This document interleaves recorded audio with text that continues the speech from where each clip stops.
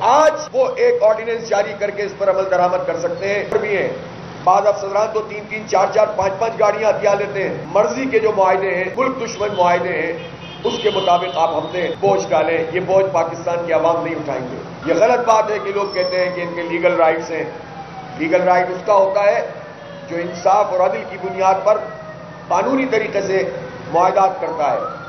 تو اس لیے ایک تو یہ ہے۔ دوسری بات یہ ہے کہ اگر 52% آئی پی پیز اسٹیٹ اونڈ ہے، گورنمنٹ اونڈ ہے، گورنمنٹ کے اس کے اندر جو ہے وہ شیئرز ہیں، تو پھر کس نے کیپیسٹی چارجز ختم کرنے سے گورنمنٹ کا ہاتھ روکا ہے؟ یہ کیپیسٹی چارجز جو گورنمنٹ کی اپنی آئی پی پیز ہیں، اس کے پیسے پاکستان کے غریب عوام کیوں ادا کریں؟ ہم کیوں اپنے بجلی کے بلوں میں ان پیسوں کو ادا کریں؟ ہم جو ٹیکسوں کی بھرمار ان بلوں میں ہوتی ہیں، ہم کیوں دیں وہ؟ اس لیے ہم نے بہت واضح طور پر مذاکرات کے پہلے دور میں اپنے مطالبات کو واضح طریقے سے پیش کر دیا ہے کہ کسی بھی صورت میں ہمیں یہ اضافی ٹیکسز اور آئی پی پیز کے کیپیسٹی چارجز قبول نہیں ہیں، اور بجلی کی قیمت کا تعین بجلی کی لاگت کے حوالے سے کیا جائے، نہ کہ آپ کی مرضی کے جو معاہدے ہیں، ملک دشمن معاہدے ہیں، اس کے مطابق آپ ہم سے بوجھ ڈالیں۔ یہ بوجھ پاکستان کی عوام نہیں اٹھائیں گے۔ ہم نے اس موقع پر حکومت کو یہ بھی بہت واضح کیا ہے کہ یہ مراحت انہیں ختم کرنی پڑے گی۔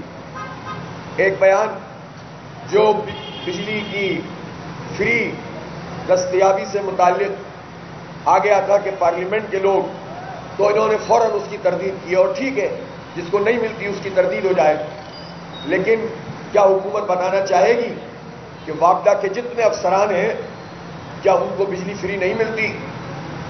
کیا بڑے بڑے اور محکموں کے افسران کو بجلی فری نہیں ملتی؟ تو کیوں قوم کے ساتھ جھوٹ بولا جاتا ہے؟ اسی طرح یہ جو پیٹرول کی مد میں ان کو فری پیٹرول ملتا ہے ایک بہت بڑے طبقے کو، یہ لاکھوں کی تعداد میں پہنچ جاتا ہے، تو یہ پیٹرول ہم کیوں ادا کریں؟ خرچ وہ کریں، ادا ہم کریں، اور خرچ بھی کتنا کرتے ہیں، بڑی بڑی گاڑیوں میں گھومتے ہیں، اور یہ وہ پیٹرول ہے جو فری ان کو ملتا ہے گھر کے استعمال کے لیے، ذاتی استعمال کے لیے۔ اس میں گاڑی بھی ہے، ڈرائیور بھی ہیں۔ بعض افسران تو 3-3، 4-4، 5-5 گاڑیاں ہتھیار لیتے ہیں، چونکہ کوئی کسی کمیٹی میں آتا ہے۔ یہ تو پولیٹیکل لوگ بھی کرتے ہیں۔ صوبہ سندھ ہمارا، وہاں بھی یہ کام ہوتا ہے، بلوچستان میں تو بہت ہوتا ہے، پنجاب میں بھی ظاہر ہے کیوں نہیں ہوگا، اور کے پی میں بھی یہ سب دھندے چلتے ہیں۔ تو یہ جو ہوتا ہے کہ سرکاری لوگ اور حکومتی لوگ اور سیاسی لوگ اس طرح گاڑیاں ہتھیاتے ہیں، پھر فری پیٹرول مختلف افسران کو ملتا ہے۔ فری پیٹرول کے علاوہ جو بڑی گاڑی میں ایک آدمی، ایک افسر لاہور سے اسلام آباد، اسلام آباد سے لاہور سفر کرے، ایوریج کیا ہوگا؟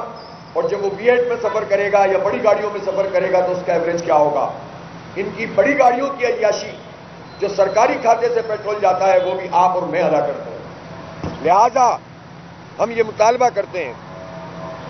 مطالبہ کرتے ہیں کہ چیف منسٹر اور وزیر اعظم سمیت، یعنی وزیر اعظم اور وزیر اعلیٰ سمیت تمام لوگوں کے لیے طے کیا جائے کہ وہ 1300 سی سی سے زیادہ بڑی گاڑی میں نہیں بیٹھیں گے۔